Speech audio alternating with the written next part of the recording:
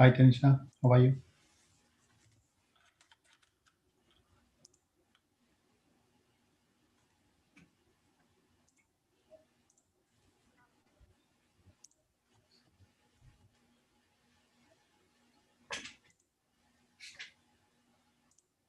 Hi, Tanisha. Hey, How are you? Krishna. Hi. Good. How are you? Is everything okay, Tanisha? Yeah, everything's good. Ah,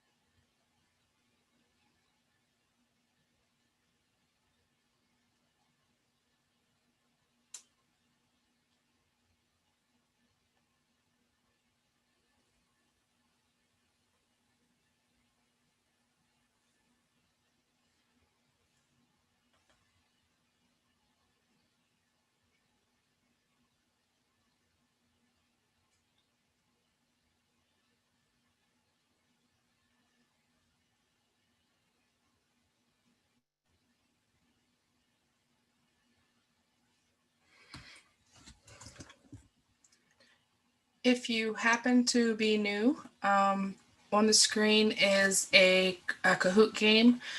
You go to kahoot.it in your web browser and you enter in this pin number here. It's just basically going to be a quiz of the material from from last week, or I'm sorry, from 2 weeks ago at this point.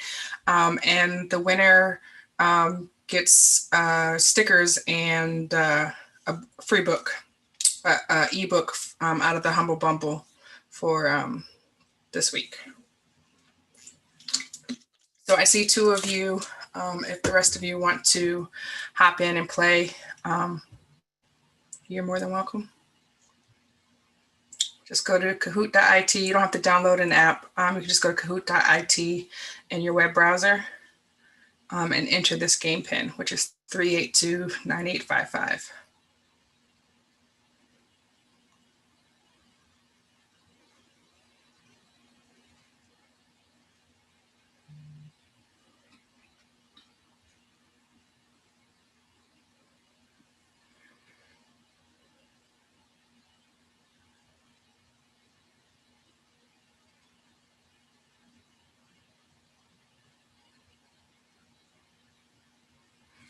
All right, so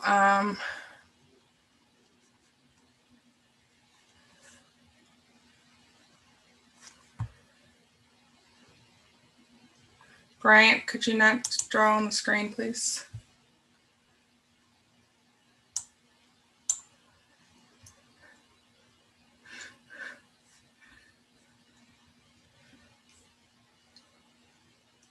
All right, so I'm going to assume that no one else is joining. Bryant, if you want to play, let me know in the chat, and we will wait for you. I see you, Slam. I see you, Q. I see you, KR. Cyber Oracle, I think you normally just watch, so it is only Bryant. If you're talking, I can't hear you.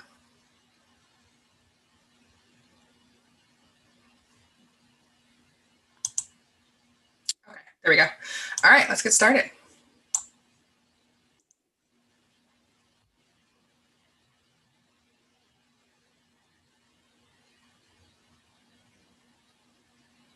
Which header field is used to reassemble fragmented IP packets?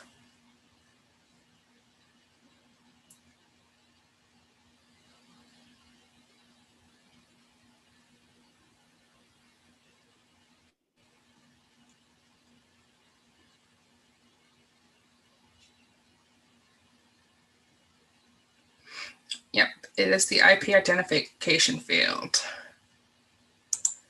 So this is all out of chapters 1 through 3 of the text. So if you're new and you don't have a copy of the text, please drop into the Slack channel and we can work on that.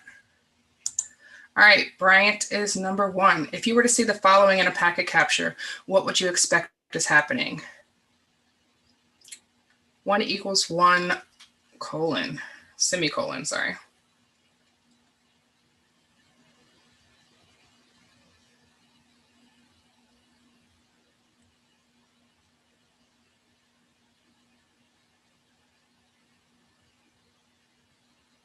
Yep, that is SQL injection 101. All right, KR and then Bryant and then AJ coming up in third. Number 3, what method might you use to get malware onto a mobile device?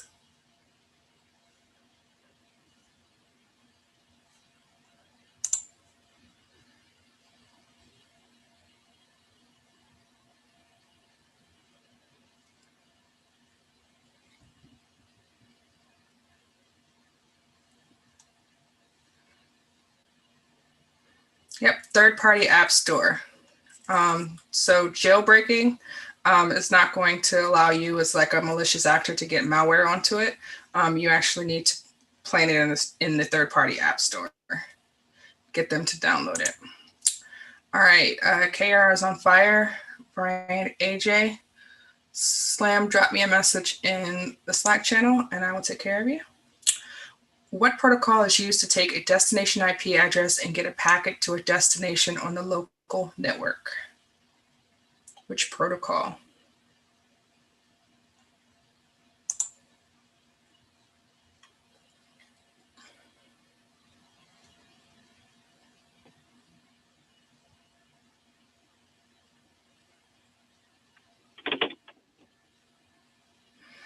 Yep, ARP.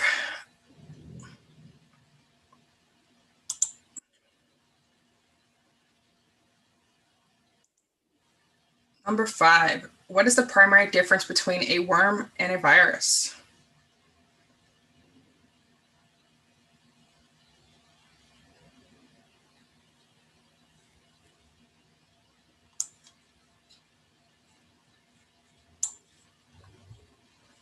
Good job. Worms self-propagate. All right. Number 6, how would you calculate risk?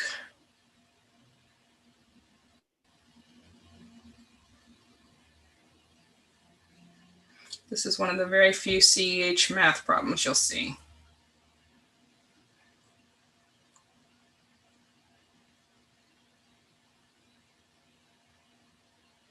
Yep, it's the probability times the amount of loss in dollars.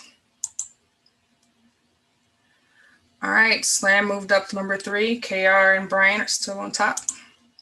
Number 7, how does an evil twin attack work?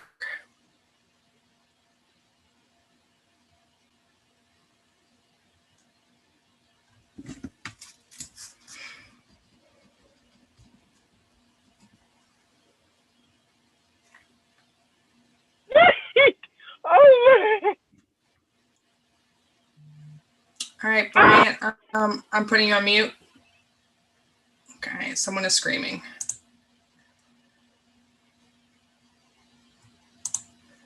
All right, yep, it spoofs an SSID, so it puts another version of your SSID into range. All right, KR still on top, Brian and Slam. Number 8, what would you get from running the dig.ns-domain.com command?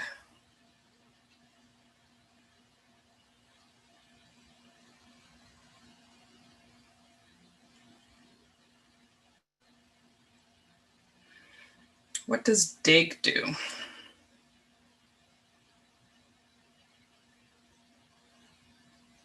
Yep, dig gives you name server records. All right, KR, Bryant, and Slam's in the top 3. Number 9, what technique would you use to get the host names associated with the domain?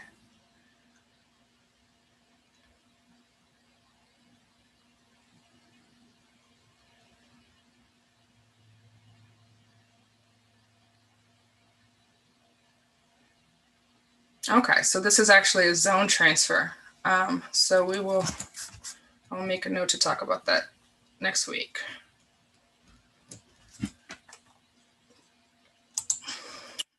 All right, number 10. What social engineering principle may allow a phony call from the help desk to work?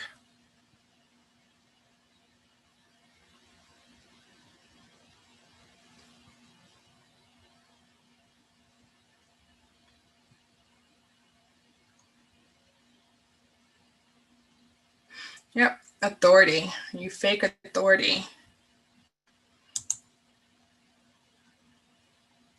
All right, number 11. What do you authenticate with SNMP version 1? This version 1 is important.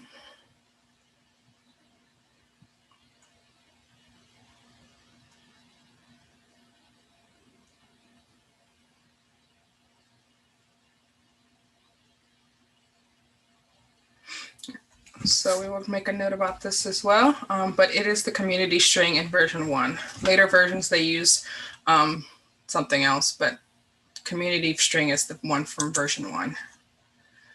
All right, number 12. Which of these is a reason to use an exploit against a vulnerability?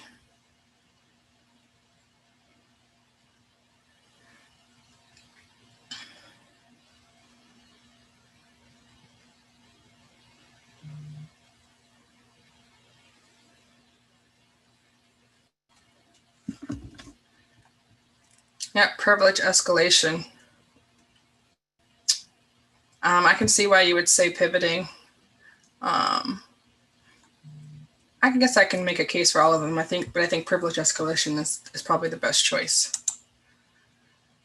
All right, last one, number 13. What is a viable approach to protect against tailgating?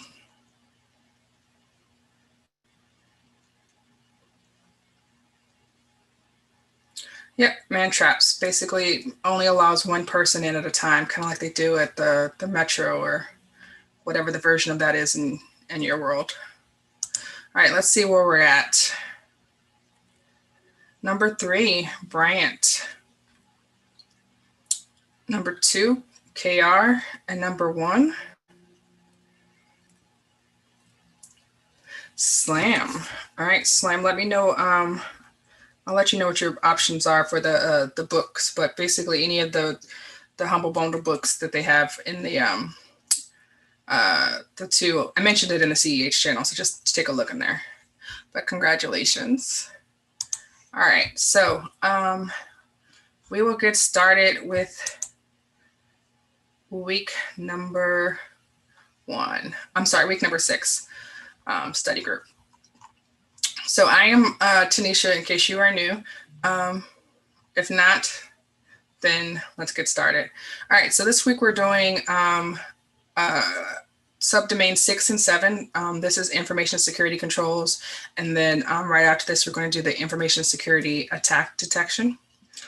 So the information security controls are basically about what steps you could take if you were going to work in network defense or in organizational defense to protect your network and to protect your organization. Okay, so this is part of the security domain, and the security domain is about 23% of the 125 questions that we're going to have on the CEH. Okay, so these are the topics that are covered in the information security controls section. And this is chapters 3, 13, and 14 if you're using the Messier book, and it's chapter 1, 5, and 11 in the Walker text. Okay, so system security controls. So there are three categories of controls. There's physical, technical, and administrative. So physical controls are things that you put in place to help protect the organization, such as guards, lights, cameras.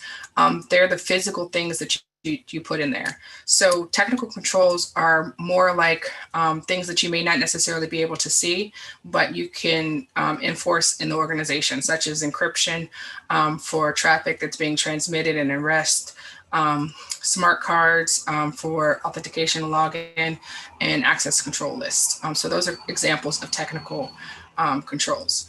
So if you see this type of question on the exam, it'll basically be, what type of control is it? So, and then administrative controls are anything such as training, awareness, policies, anything that you're writing down, which is structuring the way that security looks at the organization. So, but in order for controls to work, you have to have a good understanding of the organizational assets, the threats, and the vulnerabilities. So you have to know what is in your network, and why someone might want it, and how you need to protect it. All right, so in security controls, we're talking about application and the file server. So this is actually chapter 6 in the Walker. So application or file servers, or web servers as we commonly know them, respond to requests from clients to provide a file or service.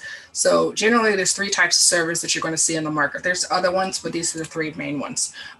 So it's Apache, IIS, which is from Microsoft, and then Nginx, which is the 3rd largest in the market right now.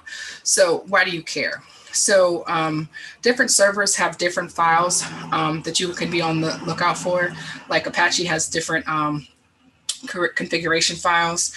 So questions in the sections are going to basically be about the privileges and then the controls that have to do with the application or file server. Any questions?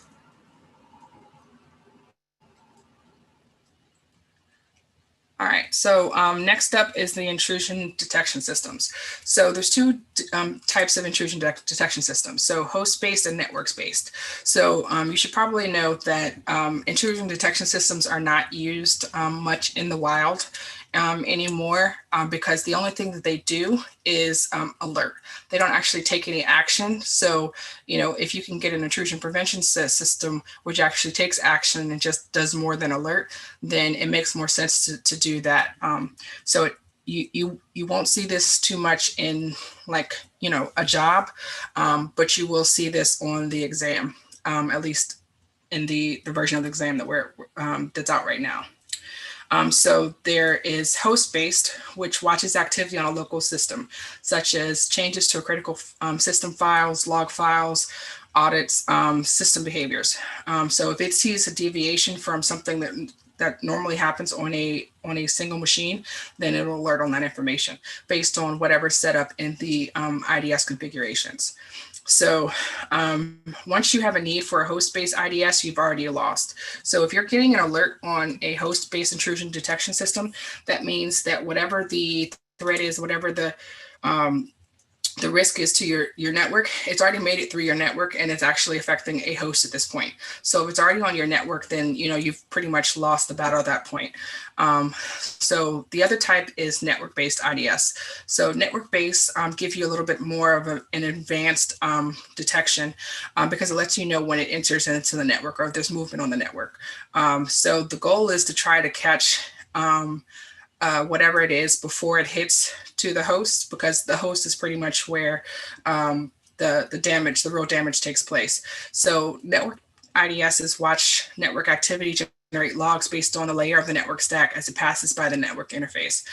So in this case, placement is important. So the two types of questions you'll see about the placement is whether or not it's placed in parallel, which is just means like side by side, or if it's placed side by side, or if it's placed in series, which is in line. So there are lots of logs that are produced from IDS system. So you're going to need some type of way to aggregate them and act on them. You'll see, log file analysis a lot of times like on capture the flag type events, but for the most part, people have systems, unified threat management systems. Snort's popular for this, to be able to look at the logs and to be able to determine what action is actually going to be done. But again, IDS don't actually do any action except for let you know that the problem is there. So any questions on IDS or where we're at this far? I had a question Sure. about host-based IDSs. So could you say where would they be placed? Would they be on a server?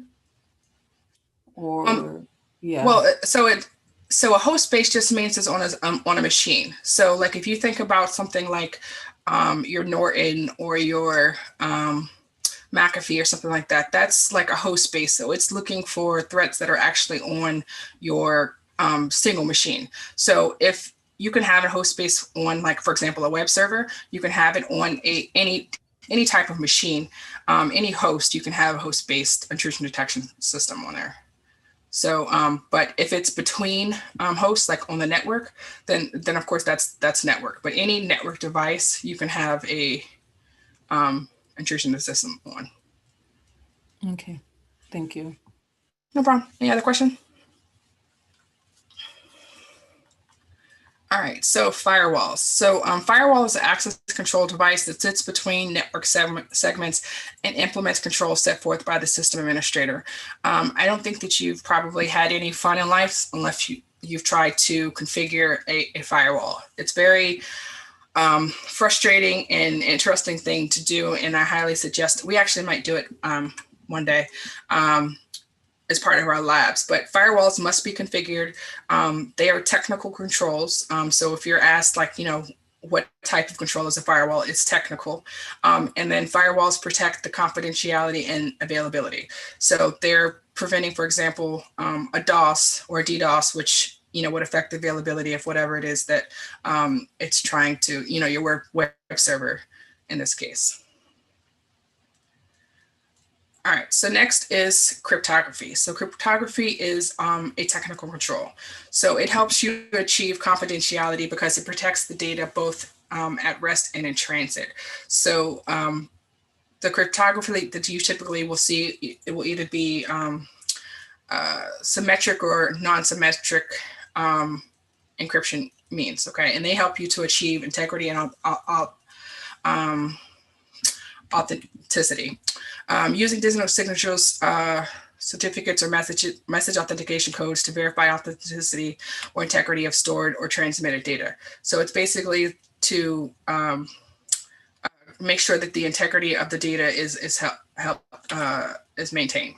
So the two things that you need to worry about in the cryptography section are non-repudiation and authentication. So non-repudiation uses cryptography techniques to provide evidence an event or an action occurred. So, for example, it'll say, this is proof because the checksum on the file is different from what was sent. So that'll tell you that, it's been modified. And then authentication uses cryptography to authenticate users and other system entities to, allow them to get into the network or to the device. So closely related to that is disk encryption. So disk encryption basically protects information by converting it into unreadable code. So if you're your device is encrypted, then if someone gets physical access to it, then, it helps mitigate the risk because it's actually encrypted. If it's not encrypted, then they can, use something to try to get the data off of it, even if they're not able to physically get into it with a username and password. So disencryption uses encryption, which is, again, a technical control. So this section is basically on technical controls, which is why I keep, saying, hey, I want you to associate these different controls with what type they are. So, and disencryption enforces confidentiality and integrity. Any questions on any of that?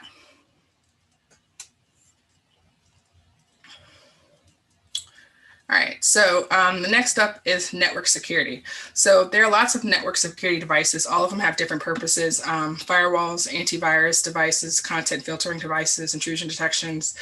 All of those are technical controls which are meant to protect the confidentiality, integrity, and availability.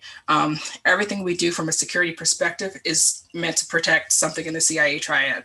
So a lot of times you'll see a unified threat management system, and they serve to coordinate the multiple network devices so that you can get all of your alerts and all of your information in one place.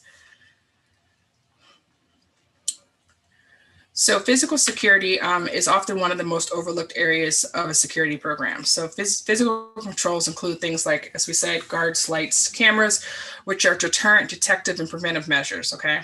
So you should know what the difference between these two things. So like a deterrent is to like a bollard or something which is meant to deter somebody from being able to get into your business by renting a car in there, or detective is like something like an intrusion system which might check to see if a file has changed or if there's network traffic that's not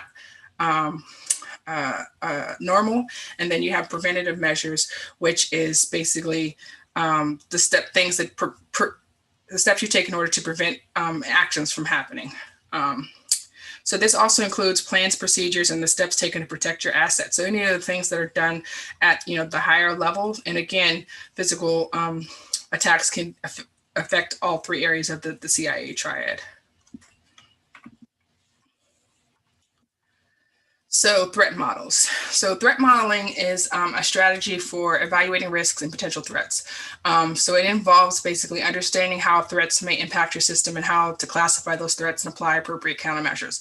So in order for this to work in your network, you have to have a good understanding of the devices that are in your network, what type of data that it is that they hold, and then, why somebody might want that data. So, if you're not aware that there's a database that has payment information, then you don't know that you need to take steps to make sure that, one, that data is encrypted within the database. And then again, that there are steps that are to prevent somebody from getting in there.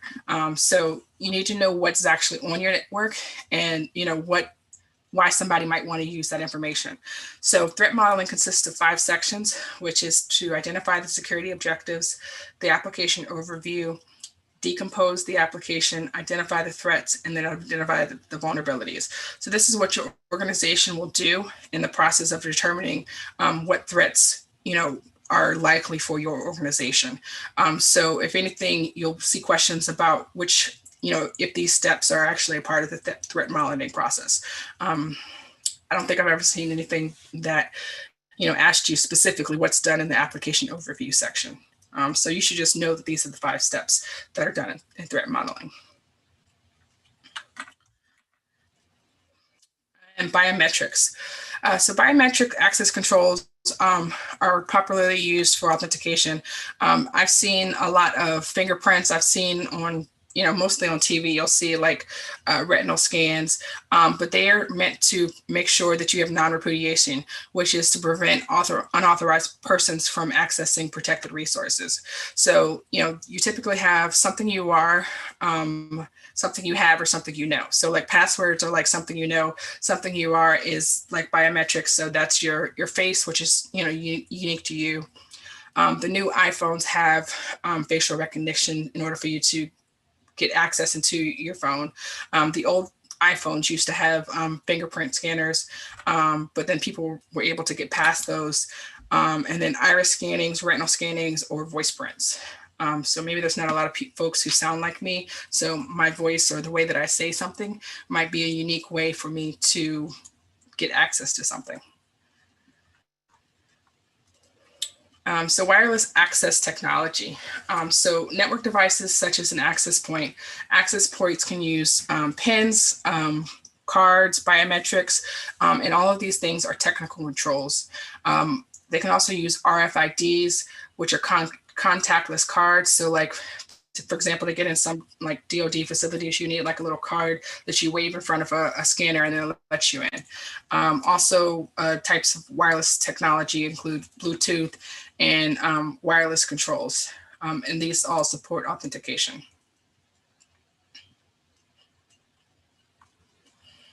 So trusted networks.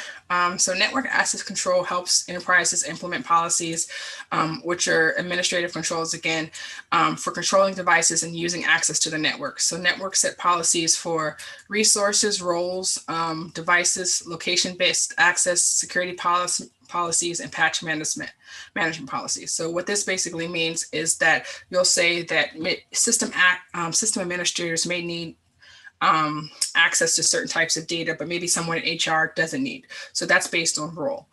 Or if you're coming from a machine in the network, inside the building, then you should be able to access something. But if you're accessing it from outside of the location, then maybe it's not. So that might be something that's based on device or location based. And then privacy and confidentiality. So there are policies, procedures, and laws and regulations which help ensure policy, privacy and confidentiality controls, including PCI, which is like the payment card industry regulations, which demand confidentiality for all payment information. You also have like HIPAA that demands control confidentiality of healthcare information, requires installation of a firewall, removal of vendor supplied default passwords. This is just good security, controls for storage and transmission of data, install and use of the antivirus. And there are controls such as these for each of the various regulatory bodies that structure an organization. So depending on what industry your organization is in will help determine what laws and regulations may require what controls for your organization. So any questions on any of that? And I think that is it for chapter 6. So if there are no questions on chapter 6, we will jump into the chapter 7 material. Any questions? All right. So week 7 is all about the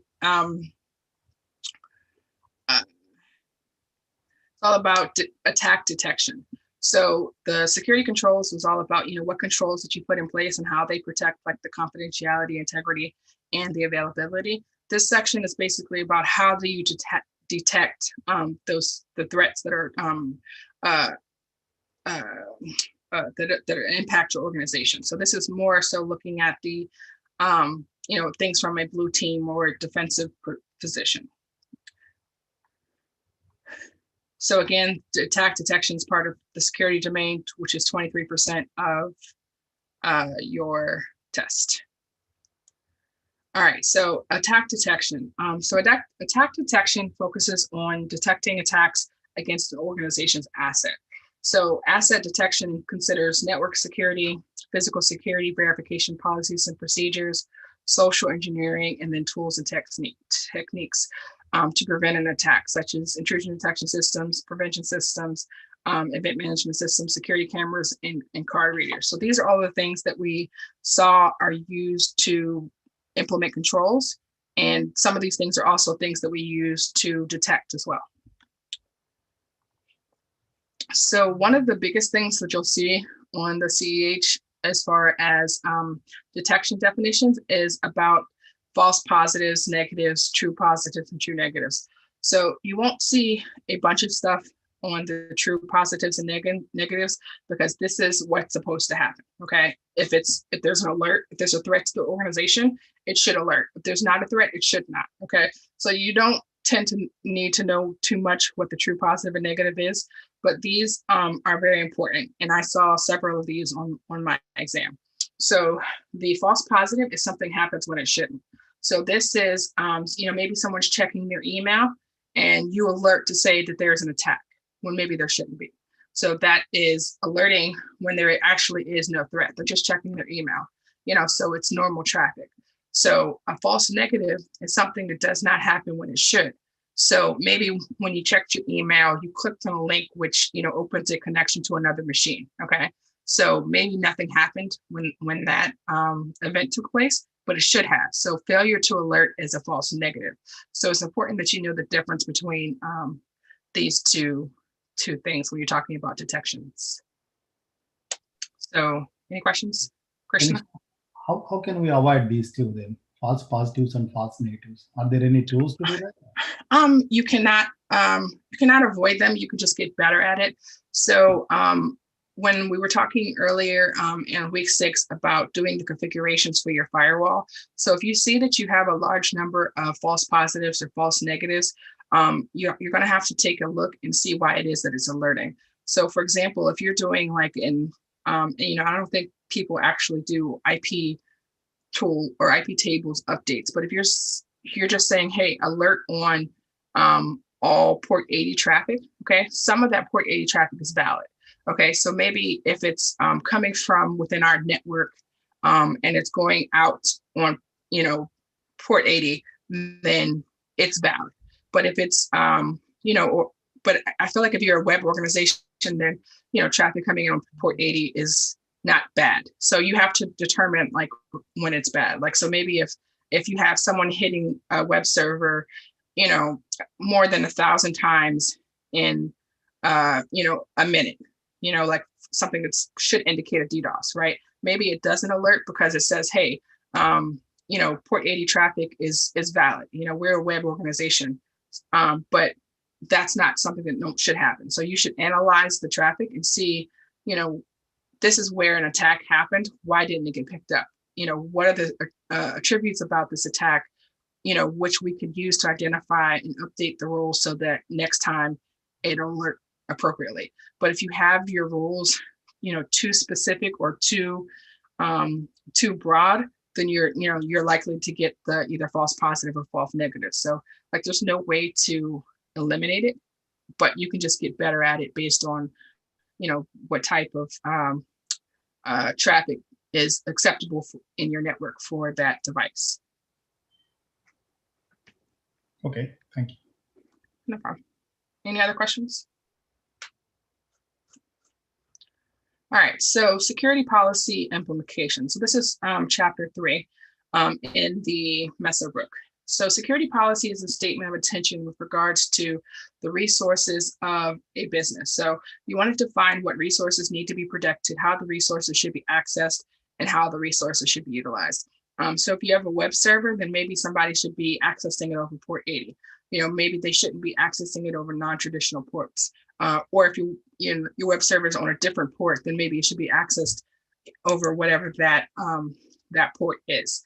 So it's important to know, what machines, what hosts are on your network, and then what applications or what versions are on that host, and what kind of traffic will be available. Because we know we're doing the scanning, we're looking at number one, what machines are on the networks.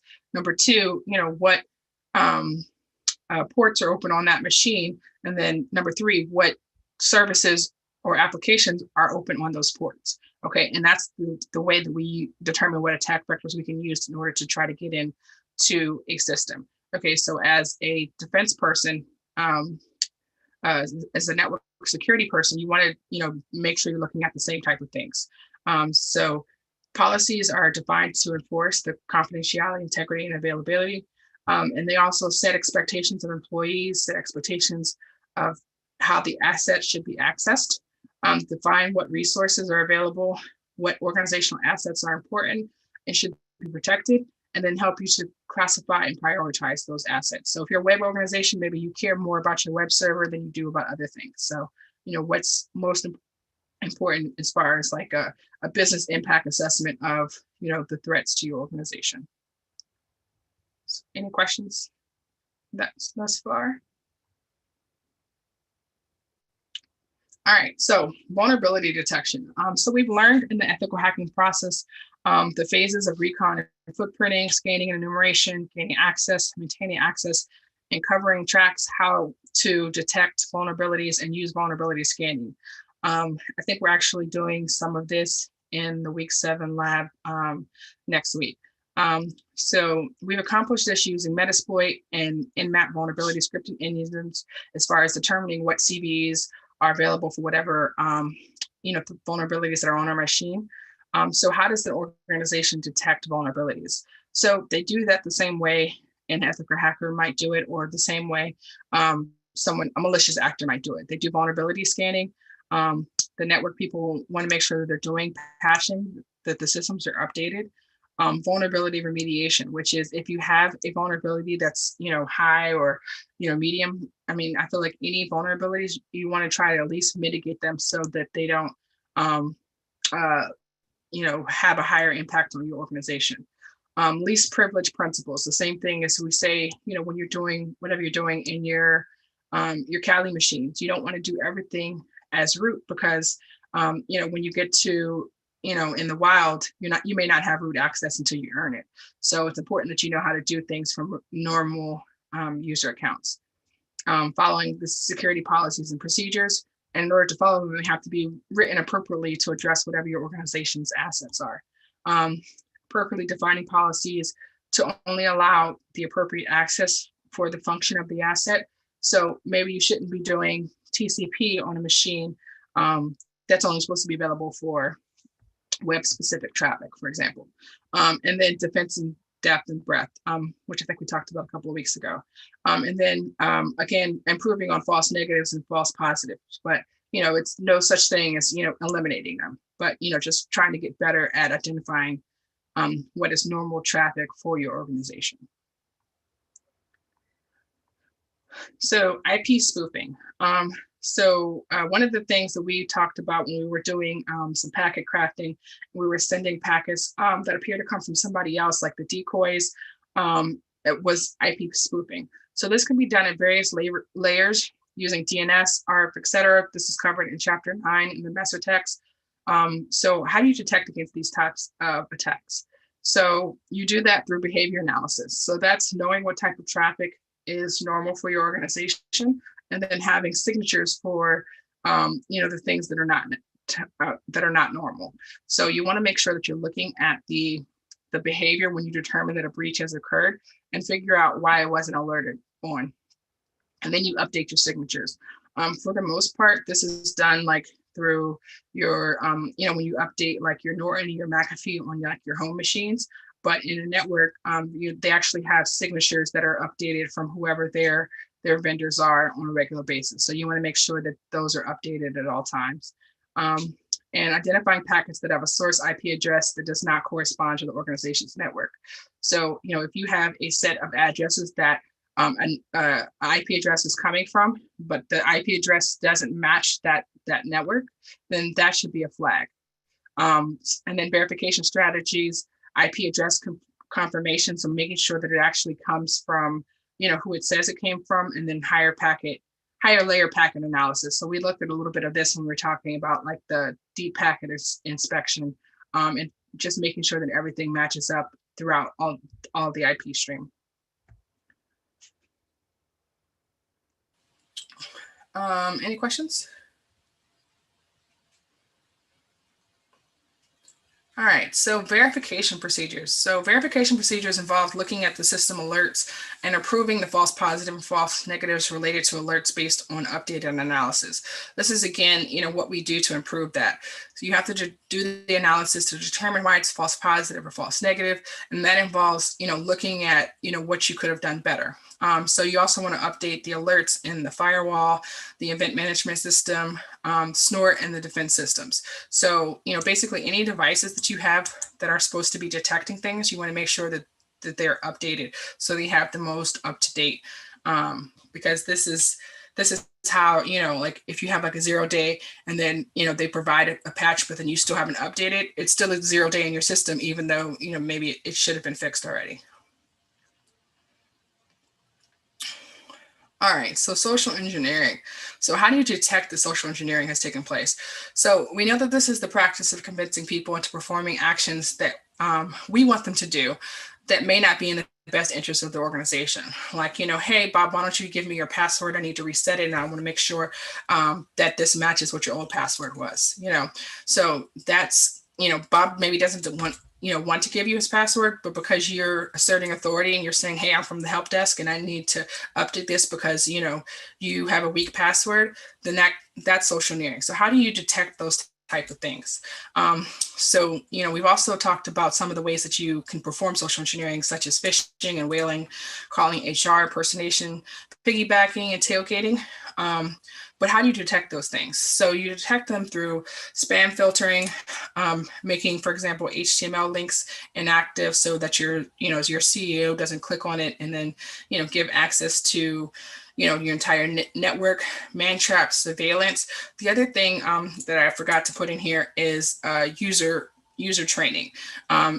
This is why organizations tell you, hey, we will never call and ask you for your password. We will never call and ask you for your verification questions, because some people think, that it's normal for someone to call them and saying, hey, you've been attacked. Let me know what your, verification question answers are so that I can, make it all better. And with that information, maybe they can reset your password and get into your account. User education is also important in social engineering. It's probably the most important thing. So vulnerability scanning. I think we're doing this in the week 7 lab next week. Just in the interest of time, I moved the lab for week 7 to next week. So we'll do both the 7 and 8 at the same time. But how do you protect against vulnerability scanning? So we've seen that vulnerability scanning can be used in favor of the organization and also against it. The same way that you, as an ethical hacker, can scan a computer or a network and determine what vulnerabilities are out there, the same way that a attacker can do the same thing. So, how do you prevent against it? How do you detect it? Know what ports are open and the applications that are listing on those ports. Make sure that if you're not using the ports for legitimate reasons, if it's not included in your organizational assets that you need to operate, make sure that the ports are closed down. Make sure that the applications are removed. Do the same type of research that a hacker would. Are those applications vulnerable? If so, check the CVEs, check MITRE, check the vulnerability databases. And if they're vulnerable, what are the mitigations that they have? Most of the time, CVEs will say, this is what you can do to fix this or to mitigate the risk. So, in some cases that's, hey, until we can get an appropriate fix to this, remove it from your organization. So that may be something that you want to consider depending on how much of a risk the threat is to your organization. So you want to approach each different type of scan differently and ask whether they should be allowed externally or internally. You also want to take a look at authenticated versus authenticated scans. So if, is there a reason why someone should be allowed to externally scan your network? Are you required through regulations to be subject to that? Then in that case, you want to make sure that you have the external. But if not, then maybe you shouldn't allow external scans versus internal ones. So you just want to take a look at the business case for both externally and internally, whether or not it's necessary for your organization. So these are the different scan types: the network-based, host-based, wireless scanners, application scanners, and then also database scanners. So any question on anything up to the vulnerability scanning?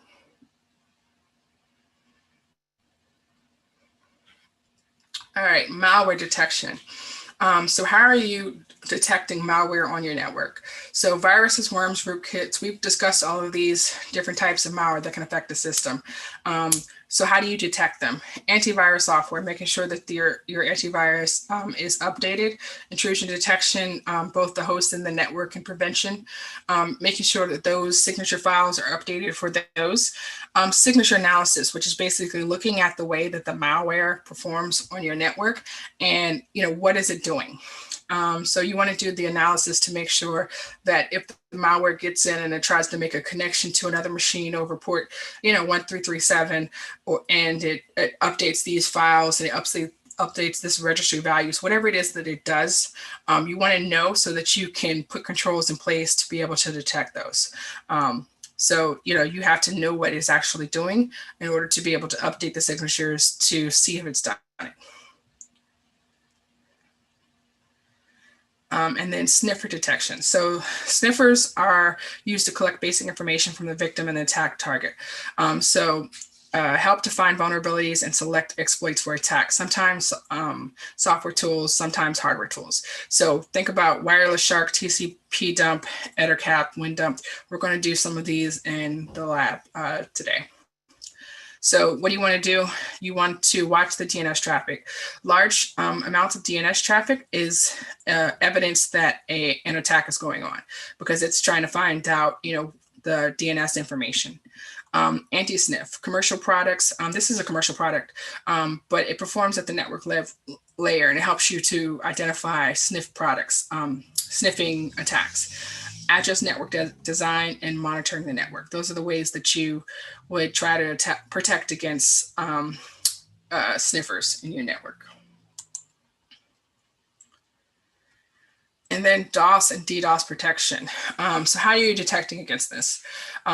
You're watching the network traffic. You're looking at a large amounts of traffic coming from a single or multiple sources. So this is, just the definition of a DDoS. A DDoS is from a single computer or a single host. The DDoS is from multiple sources. Okay, so if you have a large amount of traffic over a certain period of time, that may be an indication that your computer is being DOSed or DDoSed. Okay, stateful firewalls. If you're seeing traffic that doesn't have the correct sequence numbers, it doesn't have the correct state, that's not a part of a previous conversation. When we talk about TCP traffic that's sent, you talk about a send, SYNAC, and an ACK, the three-way handshake. So if it's not part of that conversation, and each increment has an increased sequence number. So if you get a sequence number that's way off base, then more than likely that might be an indicator that you're being DOSed.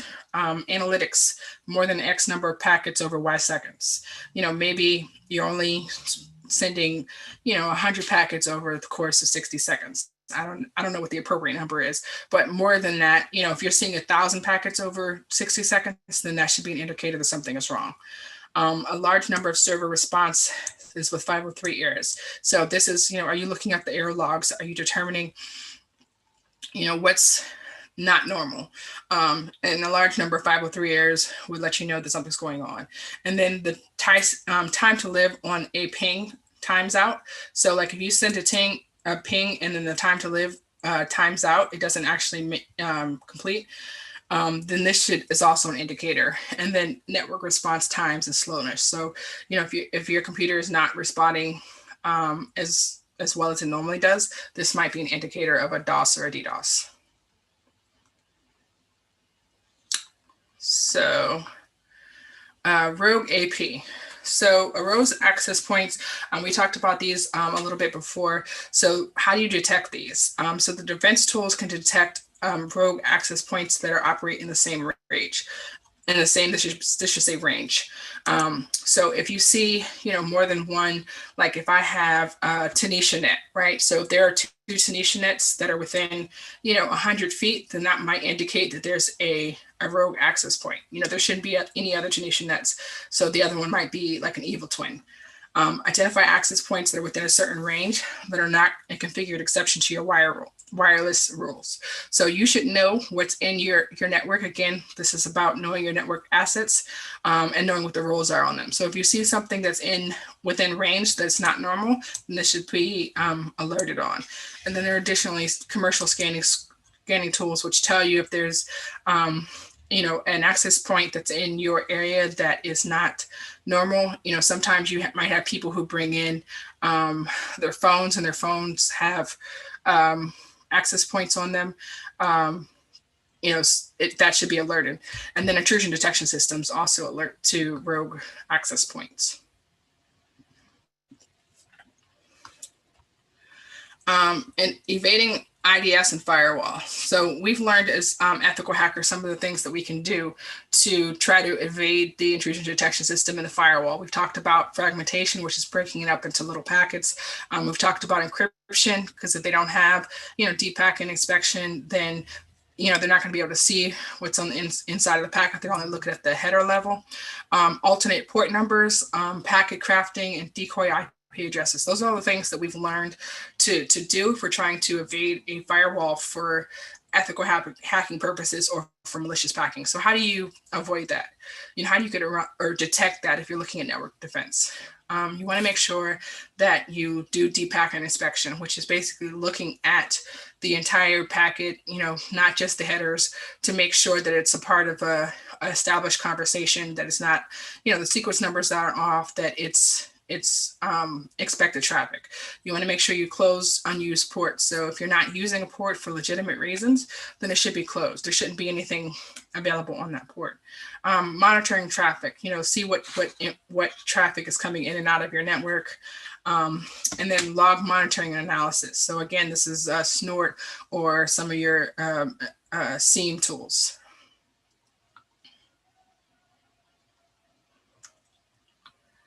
And then honeypot detection. So I don't think that honeypots are used a lot in the wild. They will be on your exam, so you should know about them. But I don't think that, I don't know, maybe they do.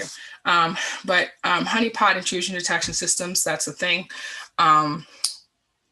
Review network traffic for absence or certain types of traffics. So for example, within your network, if there's no ARC traffic, or if there's no, certain types of traffic, then that might let you know that it's not actually being used. So if there's no other traffic, like if you get there and it's like completely quiet, then that might tell you that it's a honeypot, something that's just basically, and a honeypot is something that's set up basically as a decoy to slow you down, so that they can catch you doing whatever you're doing. So like if you spend a whole bunch of time trying to get into a database server that's in a honeypot, you're not actually spending time getting into the real database server.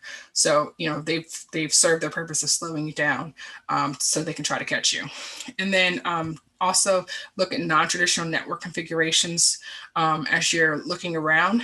And then, of course, the MAC IDs of the network devices or the machines that are on the network.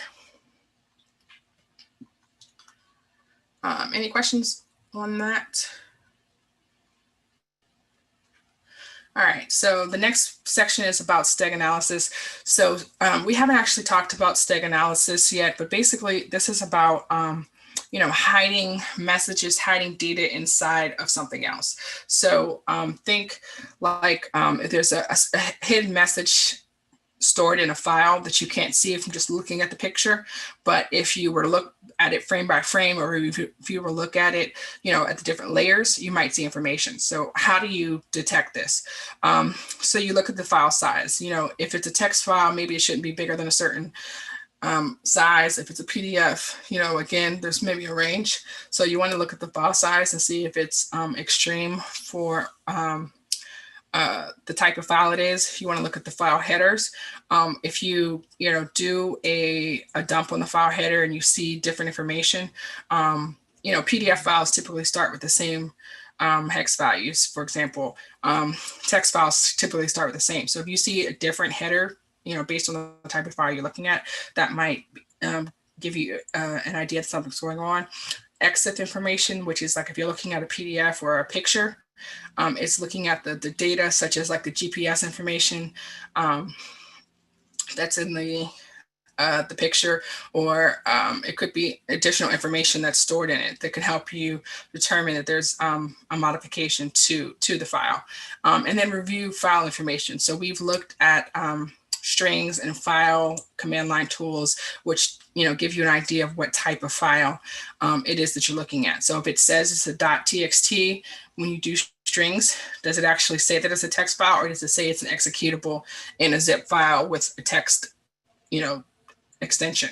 So just reviewing the file information will be good in determining whether or not there's something that's being hidden in whatever it is that you're looking at. So any questions on steg analysis?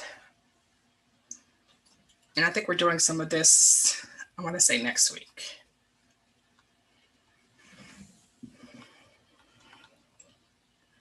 All right, so that is it for week 7. So I'm going to do the lab and then we'll do Kahoot. So the lab for this week. So what we're doing, I'm sorry, any questions on any of the overview for week 6 or week 7? You know, there was a lot of information to cover, but hopefully you are caught up with the first 7 domains of the material. Any questions? No? All right, so week 6 lab.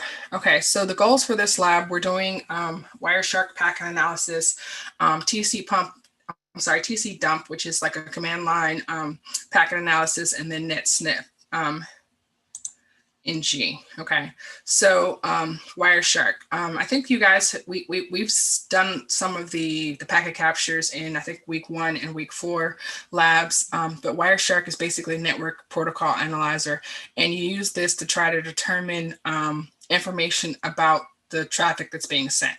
Okay, so let me see if I can make this bigger. All right, so we've never actually gone in depth about, you know, what information is in the PCAPs. I think we've just been collecting the wireless traffic. So this week we're actually going to take a look at the wireless traffic. So if you guys have any questions, you know, please feel free to interject and stop me. We did some of this in the Friday night labs, but then there's additional information that we collected from week 1 and week 4. Brian, you have a question? No. Okay.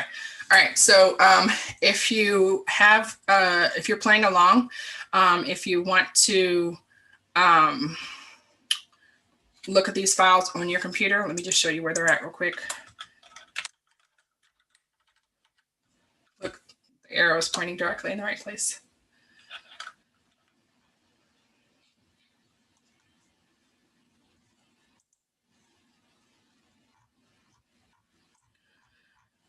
So there's 2 sets of PCAP files.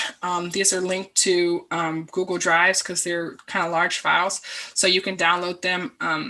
The first 4 that we're talking about are in the PCAP files for Lab 6 file. And then the week 1 and week 2, 4 traffic, which you should have on your own machine. If you did the labs for those weeks, you can use your files if you want, or if you did not do those labs, this is the ones from my machine for us to be able to review. So this is on the blackgirlshack.org/CEH Study Group site if you want to download and play along. And the lab write-up is here.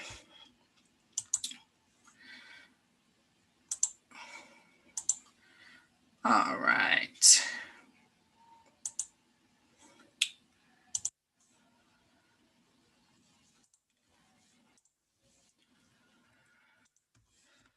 All right, so if we're looking at a TCP packet, you have like for example, in the TCP section, there's the IP protocol section. Each section has like a little drop down. So if you open up each section, you get the information for that protocol. So, you know, we mostly care about right now just the TCP protocol. So in the TCP protocol, we have the source port, the destination port, which are important, especially if you're doing capture the flags and it's asking you specific information to pull from it. And it's also important to be able to identify what the story is being told in the file that you're looking at. So that's important. Just a note that if you're looking at UDP traffic, it doesn't have the same type of information. So, you know, this is based on the protocol that you're looking at. So when we talk about the flags that are sent, so if you set a send ACK, and then an ACK, you know, those different flags are in here: push, reset, fin, urgent. So we saw in this the Christmas scan that there were several flags that are sent. This is where you physically see where the flags are set in here. Okay, so they're staggered like this because it's based on the number of bits that are in here. So in this case, the second bit, which is the SYN bit, is set. So this is a SYN packet. Okay, so if you right click on a SYN packet, it'll and you say follow stream, you can be able to see, for example, the three-way handshake. So in this picture here, we have the SYN and the SYN ACK. So this wasn't a completed three-way handshake. So you can see that in this case, that the SYN flag is set, the sequence number is displayed. So the sequence number is here. So the next sequence number. So this is how, when we look at some of the higher level firewalls, when we say that they should be, looking at the state, the next packet that's in the sequence should be packet number 1. So if you see packet sequence number 14, that should be an indicator that it's not part of the established conversation. It's either received out of order or someone just, sent it to try to get around the firewall. So you want to, take a look at the sequence number, make sure that they're in order based on the conversation, the sort and destination port.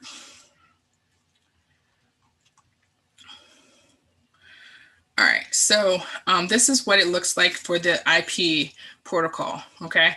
So for the IP protocol, you'll see in here the flags, you'll see, this is, again, this is from the TCP, the source and the destination port. It's actually shown in the header here. But you'll see, for example, the time to live. So, we talk about different times to live being based on different operating systems. So you can, for example, use time to live information to help determine, what type of operating system it is that you're looking at once you've looked at enough of these. And you can find out different information that's based on just the IP protocol. So again, the time to live value, or the hop limit, that is a mechanism that limits the lifespan or the lifetime in a computer network. Okay, so we have there's 6 files. So we have in those 6 files, there's the Kerberos file, which shows you some Kerberos path traffic, telnet file, an HTTP that has some pictures in them. So you can see what it looks like when there's some objects. There is a larger file that has a little bit of everything in it. And then we have the week 1 and the week 4 capture labs, which is based on the scans that we did in week 1 and week 4. So these are the 6 PCAP files that you're going to see if you download those 2 files from the website. Okay, so I'm going to open those up on my computer. And the way you do that is you say file, open, and then you go to wherever it is. In this case, the K password is the first one I'm looking at. So you select that and you say open, and then it'll open the files. So I don't know how to get rid of, let me see if I can get rid of that arrow.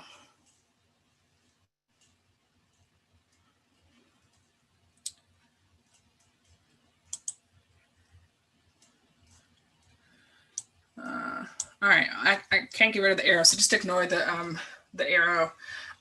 But this is Kerberos traffic, okay? So if we sort this, you'll see that there's 2 Kerberos password files, and then you'll see that everything else is TCP. Okay, so when I get in here to a PCAP file, the first thing that I'm going to do is I'm going to follow the TCP stream and see what type of information is in here. Okay, so you'll see that this is encrypted, so you don't see a lot of information in here. But if you look at this, you'll see that there is a domain name here. So this might help you with something, bluearc.com. And you'll see that there was a kadmin change password command that was issued. Okay, so that's enough to give us information about this. So if you're doing a capture the flag, and this is actually a packet capture that's available on Wireshark's website, just to show you different types of traffic. If you had this in a capture the flag, for example, and they want to know, hey, what's the domain name that the attacker initiated the password change? This is how you can get information out of here. So you're able to view this information in different ways. This is just a traditional ASCII view, but then there's also, for example, a hex dump, which gives you the same information. There's YAML, which breaks it up by packets. This is packet 4, this is packet 5, this is packet 7. So there's different ways that you can look at the information. So that's the first thing I do when I get into a thing is I'll follow the TCP stream and see if I can get any information immediately available. The other thing that I would do is export the objects to see if there's any, for example, information in here. So I don't think there's any other information in this particular file, but there is password information. So if you look in here, you'll see a password request that was done, Kerberos private password. So it gives you the encapsulated part. So it gives you the ciphertext for the password change. So this is how you see different information. The other thing that I think is good to know whenever you get into a file is to be able to look at two things. So you want to look at the endpoints. So if we're looking at IP version 4 traffic, these are the two IP addresses that are involved in the conversation. This is the number of packets that's in the file. You can also see that, I don't know if you can see at the bottom of my screen here, you can see the number of packets here in the file. And then it can tell you, for example, how the traffic was sent. So this was sent over Ethernet and it's TCP traffic. So these two were sent over port 464 and 1047. So any questions about that so far?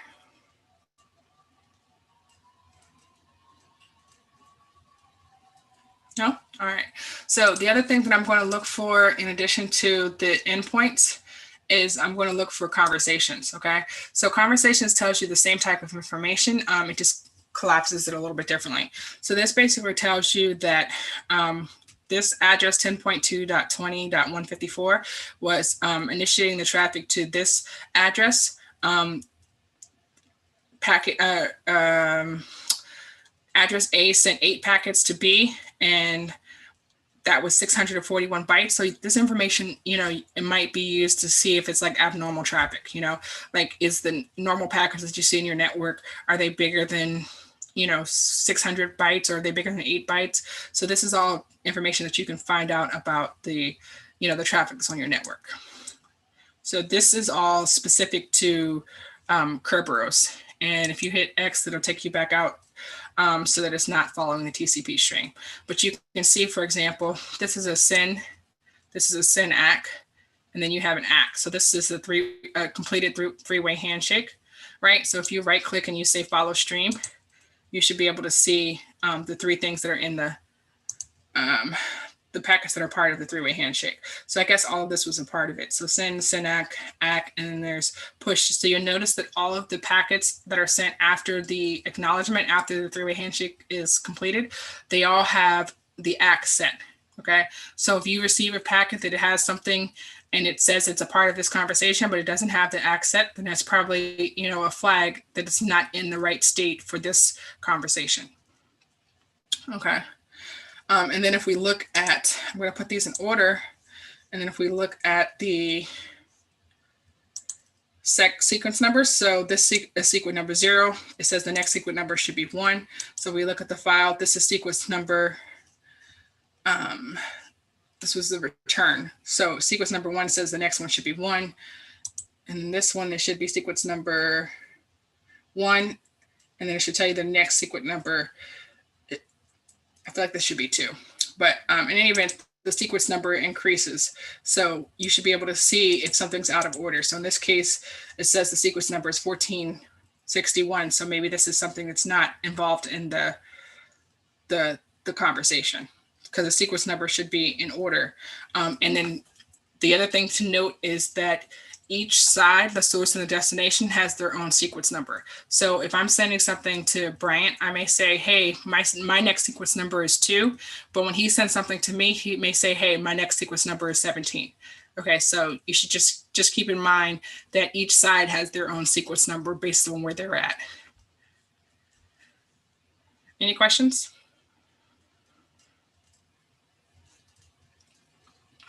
Yeah, hello. Yeah, I got a question. Sure. Yeah, if you are on a VPN and let me say if a malicious person is on the VPN or Tor and is trying to get into the system, can they be able to do that using a VPN? And if it does that, can the system can the SIM or SNOT or any other IDS be able to capture that someone is using a VPN to get access into the system? So I think that the purpose of a VPN is that it's supposed to encrypt the traffic in the tunnel while it's transmitting the information so that it's not in the clear. So in theory, if something's being transmitted over a VPN, then you shouldn't be able to sniff it. So I guess the caveat there is, for example, like if you were to put yourself on a VPN, then that may allow you to get past your, your router, for example, but like there's still endpoints where they can know that the traffic might be coming from you. So, they may not necessarily be able to see the traffic if it's encrypted, but, they still may be able to know based on other information, based on the network configuration, where the traffic is coming from, if that makes sense. And can the Wireshark detect a VPN too?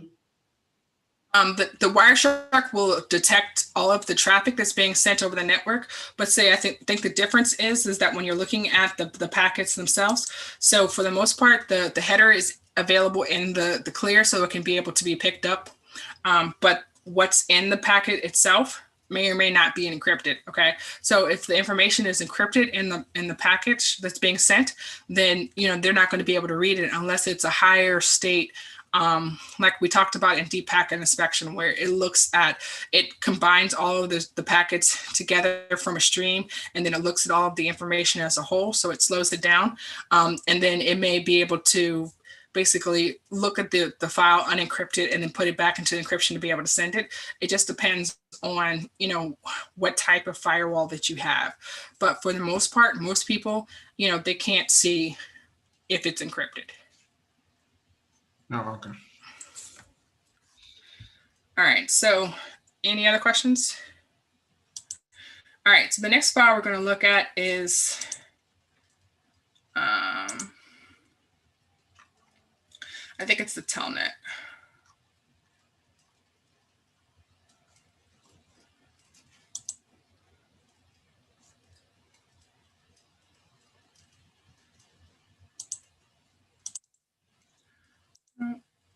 I moved these to the desktop. Let's see.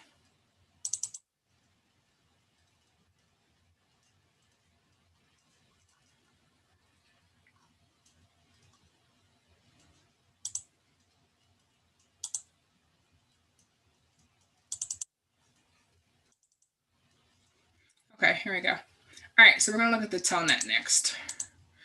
All right, so the thing about telnet traffic, the reason why it has such a bad rap is that it sends information in the clear. So if you're not familiar with what that looks like, I'm just going to do, like I said, one of the first few things that I do when I get into a file is I'll right click a TCP packet and I'll say follow the TCP stream. So when you follow the TCP stream, you can get a lot of information. So this is specifically what was done in the terminal. So you'll see that there's no encryption here. There's no obfuscation. There's no, try to hiding what's going on in this particular traffic. So this person specifically logged in with the login name of fake and the password of user into a telnet terminal. You'll see when the last login was. You'll see what type of system is being used. You'll see that they did a ping of Yahoo and they got a connection back, so that tells you that it's connected to the internet. They listed everything that was in the folder, and this is everything that they were able to see, and then they exited it out. So as you click on different parts of this, for example, the ping, it highlights, for example, where it lines up in the packet so that you can find out, what, so you can look at this part of the packet stream. Okay, so you'll see specifically when we say something is in the clear, the other file that we looked at, most of it was encryption and you were able to just see, certain things. But in this one, you see everything. There's no encryption used here. So, you see the username, you see the password, everything you can see in here. Okay. So when we look in this, we'll see, the traditional IP and the TCP sections, and then you also see the telnet section. So the telnet section is in the clear. So this tells you that the user name that was logged in was username. I'm sorry, was user. And then, eventually you'll see the password. So we will, as we normally should, when you log in here, look at the conversation. So in this case, it was 192.168.01 talking to 02. It was done over IP version 4. There were 92 packets in this transmission, which matches up with the total number of packets in the file. And then you'll see, the number of packets that A sent to B and the number of packets that B sent to A and the sizes and everything like that. So you also want to check whenever you get to a file again, just check and see if there's anything obvious in here in terms of the export objects. So, if it, whatever type of file it is. So like I always just check these to see if there's any objects in here, because you might see like a password list that got transmitted, or you might see something else that could be useful, what it was that they were looking at, if there was like a file or something. So that is the second file. Let me make sure. So the telnet file, you see everything that's in the clear. Okay, so the next one is the HTTP with the JPEGs.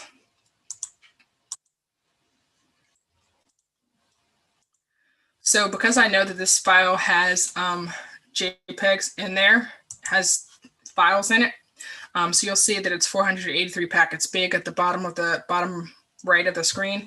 So I'm just going to immediately go in here and say export objects, because I know just based on the way this is flagged that there's information in here.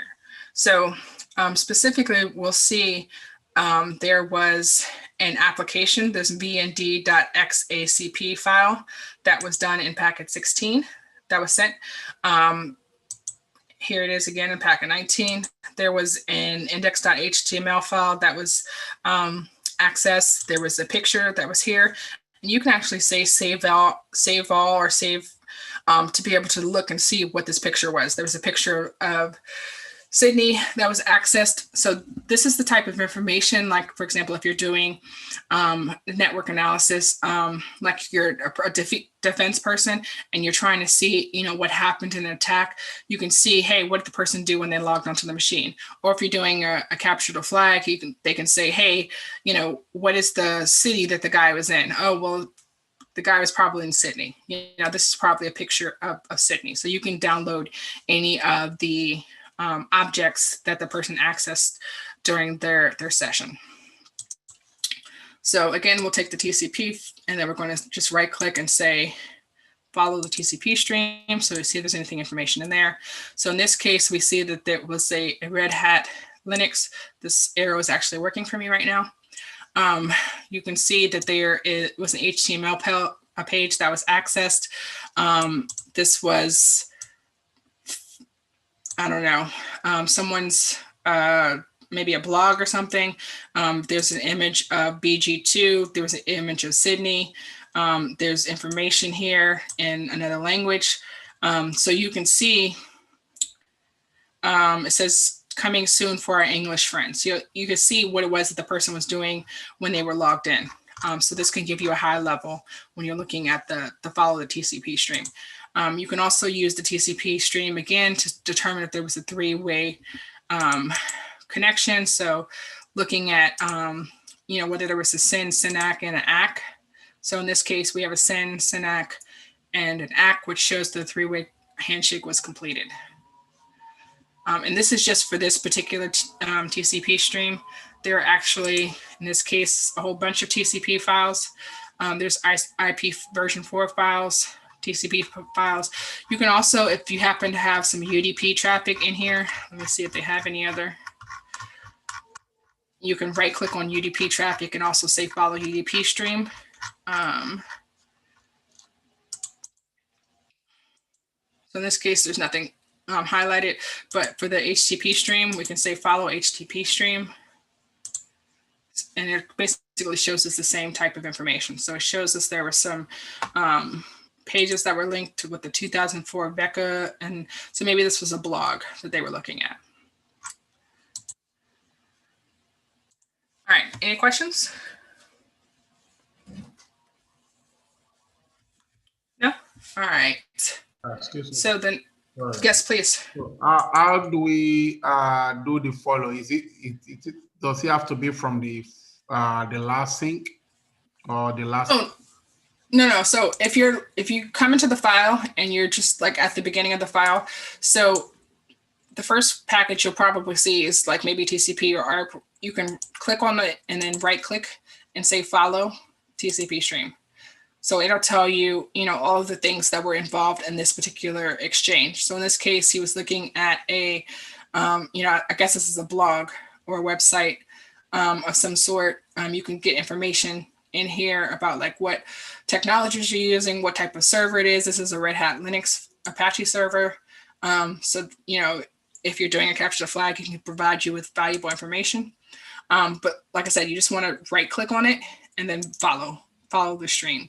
So, and it's based on, so in this case, you could follow TCP or HTTP. If it's UDP, I think the next one we're going to look at has UDP traffic in there, and you can follow the UDP streams to see the information in there as well. Okay. Thank you.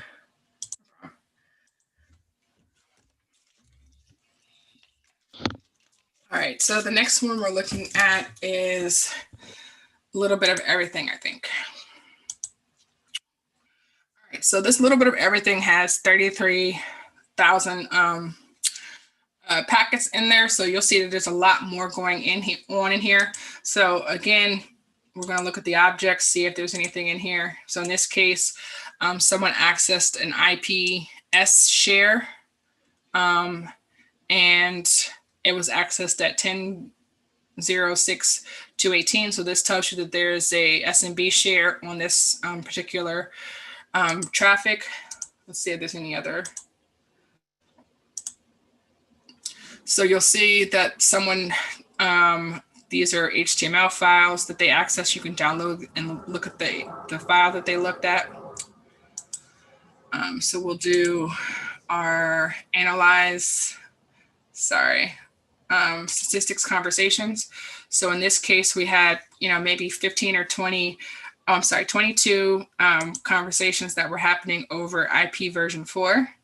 And you'll see that these are the addresses that the conversations were between. So, 10.0.6.1 and 10.0.6.187, the number of packets that were sent. So you can look at this information. You'll also see that there were a lot of UDP packets sent in here. So I'm going to show you what the UDP stream looks like as well. So I'm going to just put these in, actually, let me in that, and then I'll put these in order. And then UDP should be towards the end. And we're going to right click and say follow UDP stream.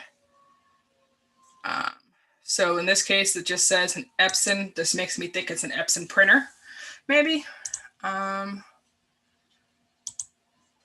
Let's see if there's any other.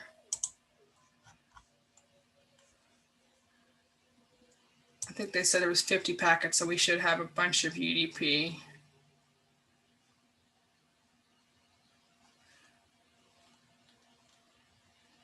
Second place. I'm sorry? Yes. Red line, that red line, does it show something spectacular, or is it something we have to watch out for? Red line? I mean, no. So you can set up Wireshark so that it has different, so that it color codes certain information. So I set this so you can colorize the conversation based on what type of traffic it is, whether it's UDP, whether it's IP. So when I set this up on this computer, like I don't remember what the color scheme was that I set up, but each of the different colors means a different thing, which would be great if I remembered what that color coding meant, but I don't. Okay, just make it easy to know what to work on at a particular time. Yes. Right? Yes. Oh, okay. Let's see if there's anything in this one.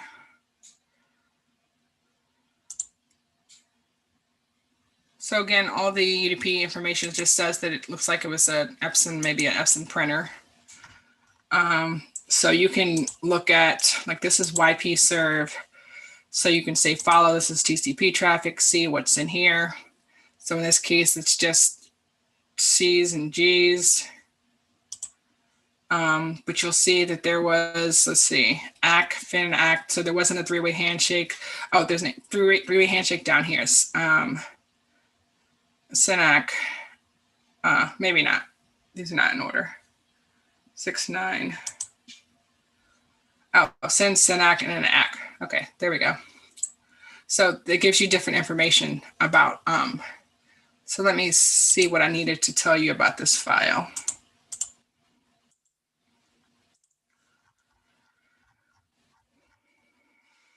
SMB server message block, we saw that the share was accessed, ARP broadcast. I'll put these back in order.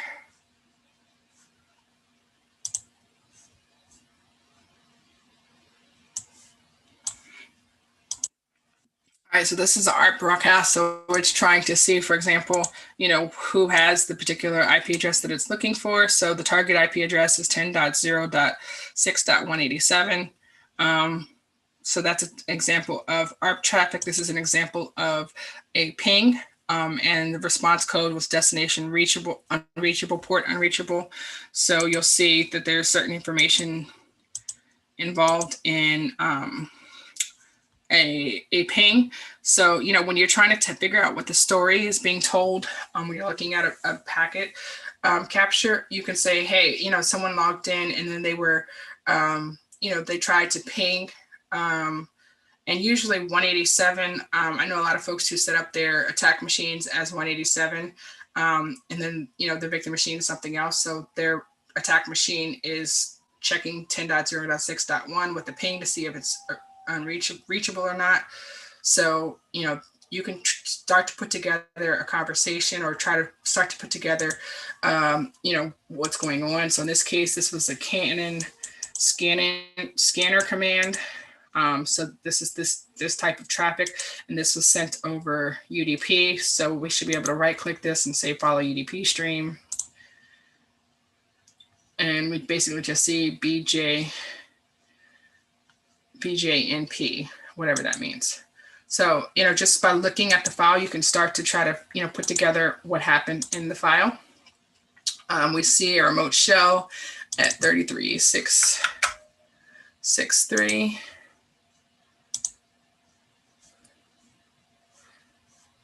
Okay. Right.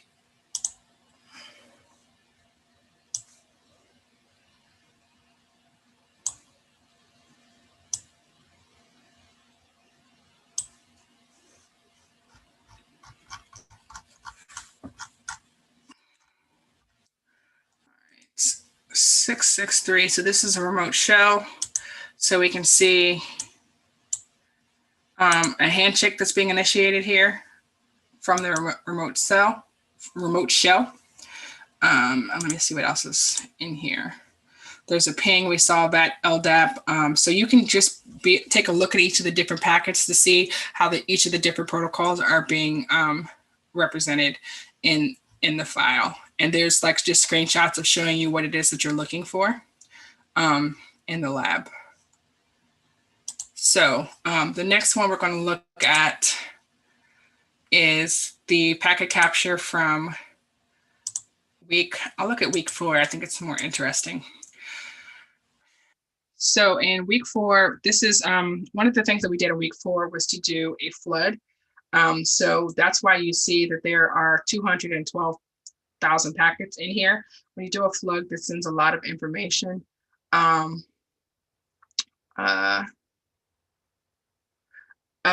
you do a flood, it sends a lot of packets so that you can, you'll see that the files can get much larger, much quicker. So we have a lot more UDP traffic in here. So I'm just going to follow UDP stream so we can try to see what's going on. And in this case, you see a desktop machine.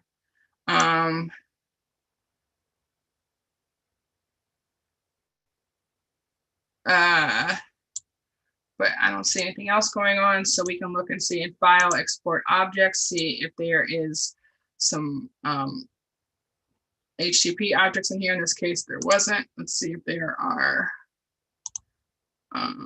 some SMP. I think this was just our scan, so they wouldn't be in here. But so if we look at, for example, these conversations, so what you're going to see in here is that we did a scan of all of the IP addresses. So what you'll see is, and in this one, we also did a decoy. So you'll see the two machines that are in this network are 10.0.2.7 and 10.0.2.11. So most of the packets, which accounted for 12 million bytes, were between these two machines. Everything else was a decoy or some type of attempt to, conceal what was going on. Okay, so you'll see if we look in here, let's see if we can find some TCP traffic to see if we can see what's going on. TCP traffic, and we're just going to say right click and say follow stream.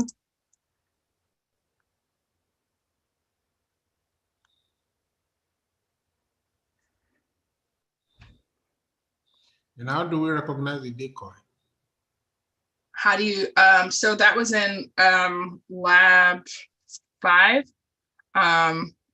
You can take a look at the decoy scan. I think it was the last 2 exercises in that lab. So there's nothing in here to see. But this was specifically, we did a whole bunch of HPing scans in here. So you'll see this is what the traffic is that you'll see. And most of the time they were SYN scans. So if you're doing a SYN scan, it's not going to complete a 3-way handshake. So you'll see a lot of reset acknowledge.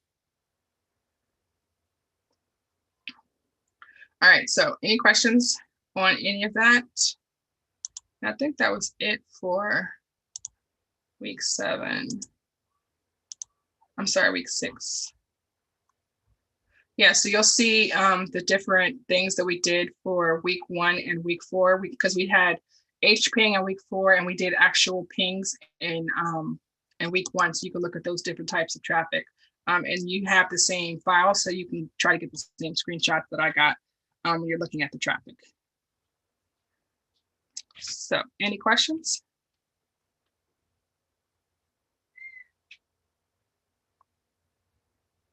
All right, so I don't think we played our second game of Kahoot. So let me get that started.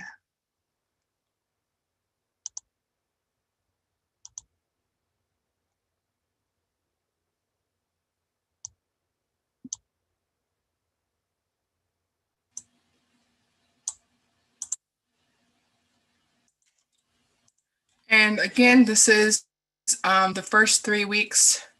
I'm sorry, the first 3 chapters of the text. So if this looks strange, you might need to go back and review that information. So again, Kahoot.it, put in the new PIN number.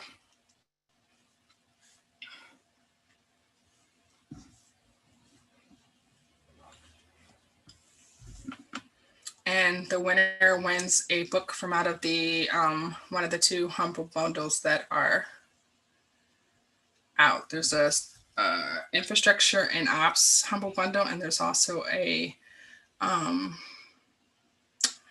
cybersecurity and cryptography humble bundle.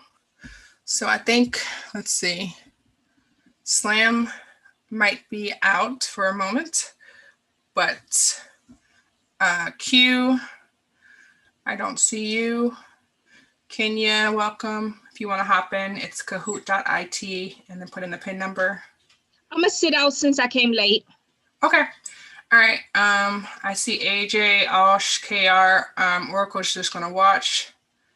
So Q, I think you're the only person sitting this one out. Okay. We will get started.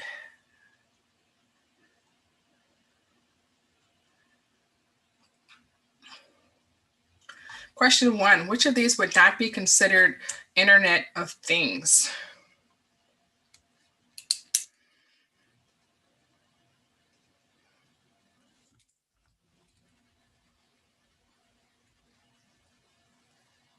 Okay, so Internet of Things is devices that do not traditionally have, like, for example, a user interface. So like, because a smartphone has like a keyboard and, you know, communication, it's not Internet of Things.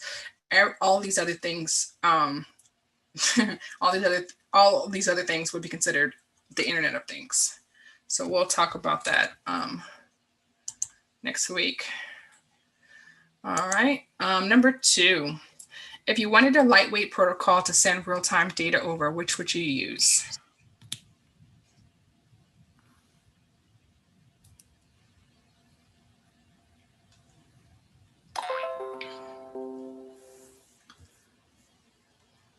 UDP is a lightweight.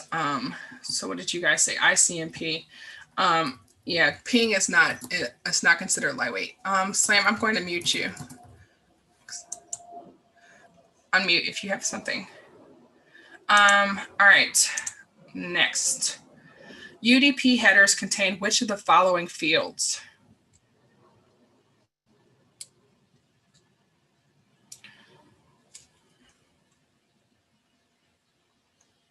We're going to talk about UDP too.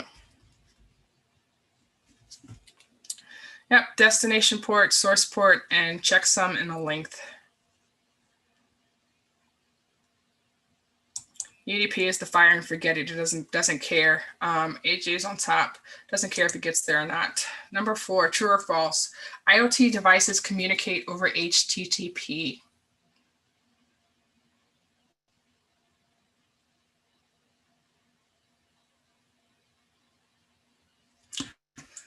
They do. AJ is on top. Alsh is next. Number 5. The PDU for TCP is called. A lot of acronyms.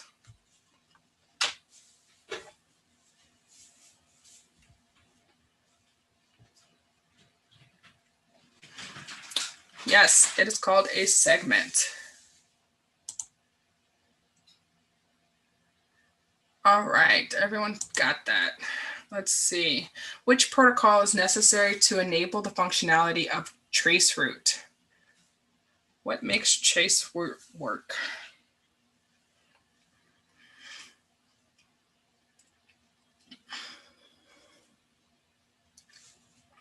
Yep.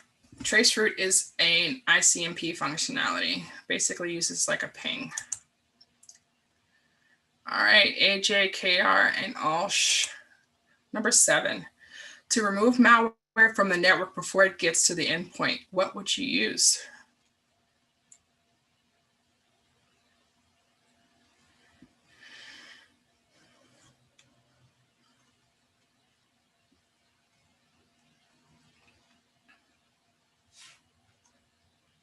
Yeah, Unified Threat Management. This is basically a catch-all device that you use for network security.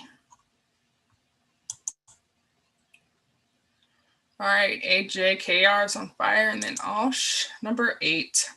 Which of these would be an example of a loss of integrity?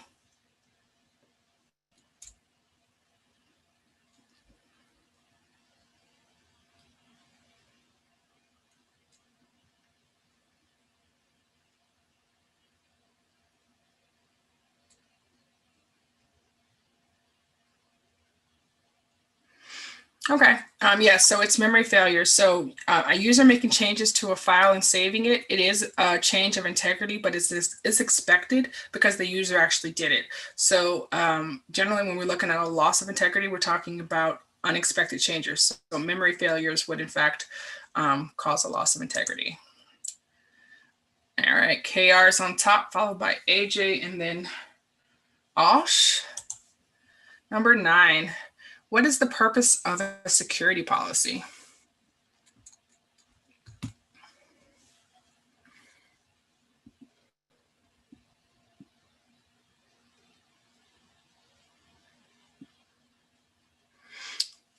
Yeah, it is high-level guidance on the role of security. So you're going to build out your standards and your procedures based on a policy. So policy is the high-level document.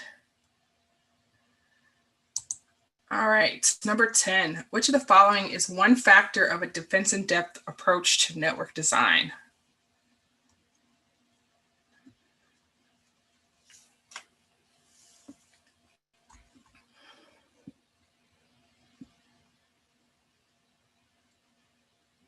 Yep. Oh, that was too easy. Everyone got it right. Access control list. All right. KR on top, followed by AJ, and then Osh. Number 11. What important event can be exposed by enabling auditing?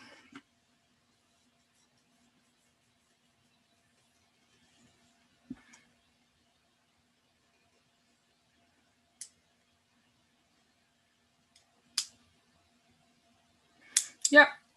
User login. All right, KR is on top. True or false? Intrusion detection systems block or reject network traffic.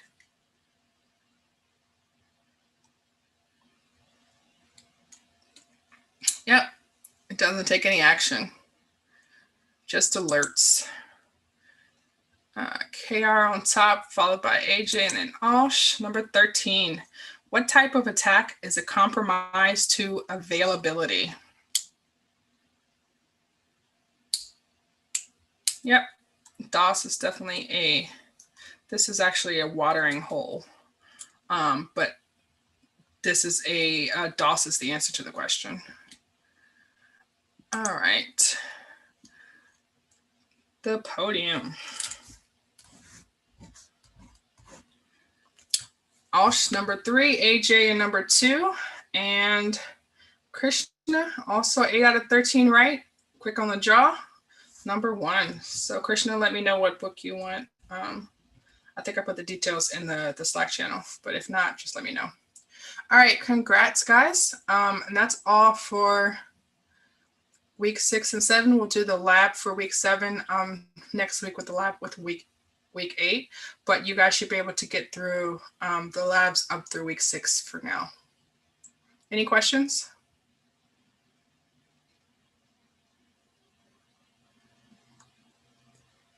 All right, I will see you next week. Happy holidays.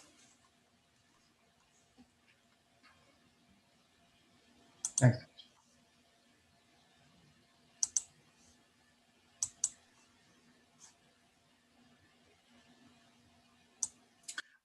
The video is available on YouTube now. Osh acts. Okay, Osh is still here. Kiana, you have a question? I do. Go ahead. My question is, how would I go about joining your Slack channel? Like, I have the address, but do I need to receive an invitation from you to get in? No. So if you want, let's see.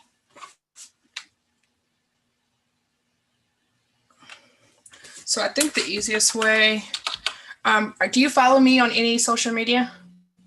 Not yet. This is Okay. my second meeting with you. Okay. So if you look on so linktree.com, I'm sorry, Yeah. linktree/Tanisha. If you go on there, follow me on like whatever's easiest for you. So like Instagram or Twitter or whatever, and then drop me a DM, and then I'll send you the direct link so you can get in. There's a link in the link tree, but some folks have issues with it. So just use the link tree to get somewhere where I'm at, and then I can get you in from there. Okay. Thank you very much. You're welcome. Any other That's questions? all I needed. Y'all have a good night. Thanks All right. again. You're welcome.